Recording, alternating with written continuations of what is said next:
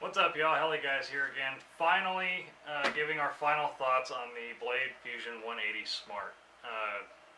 We've been fighting the wind, bad weather for almost 2 months now. So sorry for the long wait for this video. We've been trying to get it out, but the universe has been working against us.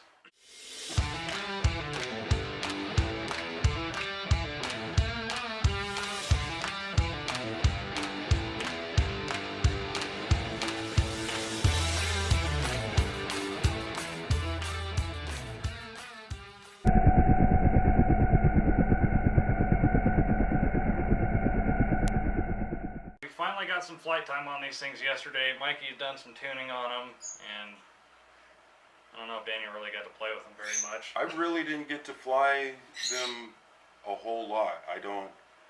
I've been flying the M2 while I've been out of town. You know, that's an amazing machine. Has been since I got it. But I don't have as much flight time on the 180s as I would like, so Jonah and Mikey are going to have to give their overalls. Yeah, as far as my experience with the 180 goes, I think it flies good. Out of the box, it kind of had some problems with overshooting and just didn't really feel right. But after the tuning is done, I put this tri-blade head on this one, and I like that. Recommend it big time. So yeah, the only thing I did to this one, I think I left the PIDs where they were, and I raised up the agility to I think 150. I did the same on this one with the agility, which a lot of folks I've seen have actually turned theirs down. I don't get that. Like I like the way it felt a lot better with higher agility numbers, and also raised the PIDs on this one. Our PIDs won't be relevant to a lot of people because we fly at much higher elevation. And also, I got a model memory built for the TX16. Managed to get forward programming working in the TX16. I found a Lewis script. I think I found it on the multi-protocol modules GitHub site, and added that into my radio, and all of a sudden the forward programming worked on the TX16. The one that was in the TX16, it didn't know what the 6250 was, but the newer one, it said version 0.2. It knew what the 6250 was. It doesn't know what dynamic is, which I don't know what it is either. I can't find it in the manual, can't find anyone who has said what it is. Thor's being extra talkative in there. Yeah, I'm gonna go cover him up really quick. Our y'all, our little parrots, has a lot to say in this video as well. Also landed it on its head yesterday. It fared pretty well. Bent a spindle shaft and broke a tail linkage, which I happen to have off of my old 180 CFX. So back in the air now. I had all the parts. One of the things that I've noticed is I'm not real impressed with the landing gear. If Jonah, show off your... Oh yeah, so I was flying this thing yesterday. I'll put the video up, but I kind of had a little bit of a mishap and very light crash and absolutely destroyed the landing skids. So I wasn't gonna buy another set of that from Horizon, so I designed and 3D printed my own. And we're gonna see how that does. I think she landed on her head better than she lands on her gear. Yeah, no kidding. Like, it wasn't a hard crash at all. It was very slightly hard landing, if that. Yeah, if they could take a tip from OMP, these OMP skids have been through multiple crashes now, and they do deform a little bit, but with the aid of a heat gun, I've been able to just straighten them out and keep them flying. I wish Horizon would use a better composite on their landing gear. Yeah, very much agreed. Yeah, all in all, it's an interesting bird. You don't see a lot of mechanical tails on micros anymore. It's kind of the only one at the size range that still has a mechanical tail. So that if you really want that, this is kind of your only option. Yeah, that's true.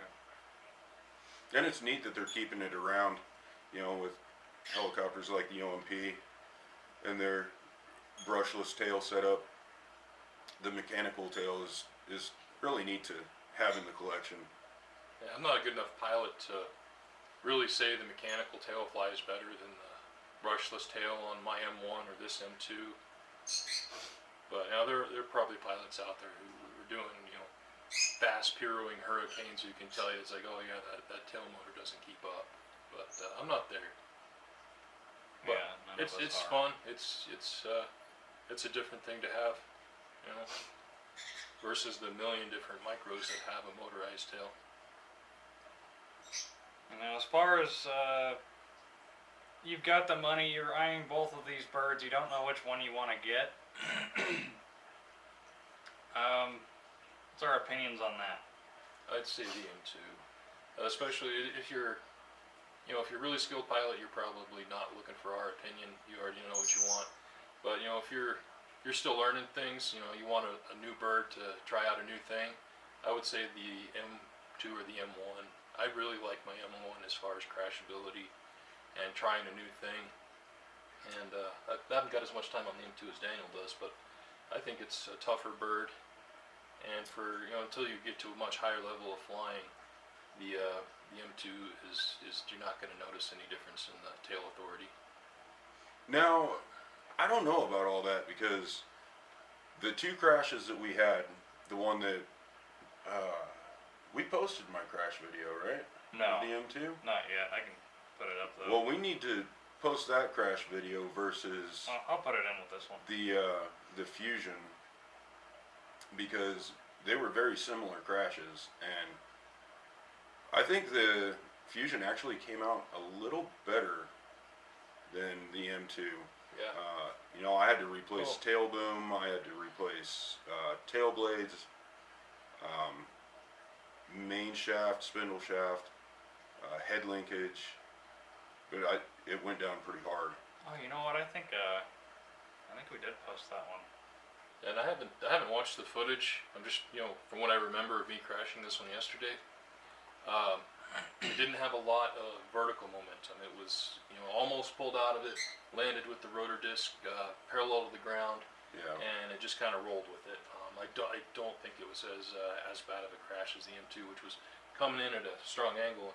This one was level, Yeah. and I think it was a lighter crash just because it had less perpendicular momentum to the ground. It was just kind of was backwards.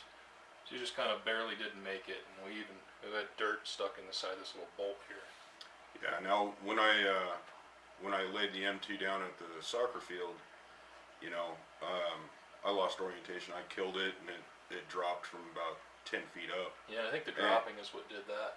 And it broke 2 servo arms and bent the feathering shaft, which I wouldn't have expected from such a light helicopter at such a short fall. It is a lot heavier than the Fusion. Yeah. So, I mean, as far as crashability, you know, there's going to be pros and cons to both helicopters. As far as personal flight experience, I definitely like the way the OMP feels. But then again, I don't have as much time on the 180 as the OMP. There's adjustments you can do. I mean, if we had a bunch of calm days and a bunch more batteries, I think I could get the Fusion flying closer to what I want. I'm used to the OMP flight controller. A lot of folks don't like that. You know, flight controller comes down to personal preference. But yeah, I agree. I like the OMP's flight controller a little better. Yeah, it's once you it's get rid of definitely that dead end in the middle. Yeah. All in all, I mean, they're both great machines. So it's going to come down to personal preference. Well, and I think the biggest difference with these birds is going to be the initial investment and the parts cost. Because it's a lot cheaper to get yourself into one of these It's about the same. than it is to get into one of these. Oh, I mean, yeah, it's pretty close price, but I mean, this one's definitely more expensive. But whenever you crash this, it's The going to cost M2 half as much to is fix. right than around this guy. 400, whereas you can get into the You're 180. looking at the M2 Explorer is 300, isn't it? No, it's 400. There's the version with the metal case servos that's 400. I believe that's one you're looking at. Last We can check. we can double check. Yeah, and edit the we'll have to video. verify that, but But When I bought my M1, I almost bought an M2 because it was only $50 more to get the Explorer version, which didn't have as much anodizing. You know, the colors were not matched, and it didn't have Metal Gear servos. Right. And there's the top level M2 Pro or something, and it was $400, but it had metal case servos. Well, The see, anodizing was when I'm matched. looking at buying a helicopter, I'm usually looking at And the top. you shouldn't do Model that with the M2. I don't see a whole lot of advantage to those metal case servos. I think the Explorer is, especially now that they've switched to metal blade grips. I think the M2 Explorer at the cheaper price is, unless you really care about matched anodized parts, I think the M2 Explorer is a better helicopter. Well, I always like my shiny parts. Not True. gonna lie. So, anyhow,